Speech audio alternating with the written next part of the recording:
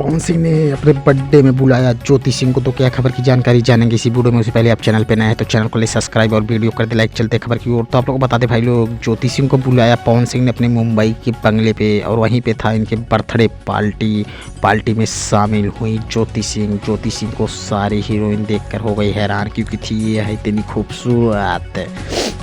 उसी बर्थडे में भोजपुरी की मानी जानी हीरोइन आई हुई थी, और उसी बर्थडे में पहला केक का टुकड़ा खिलाया पवन सिंह ने ज्योति सिंह को। यह देखकर सब हो गए हैरान कि पावर स्टार इतना बदल कैसे गए, ज्योति सिंह से प्यार कैसे करने लगे।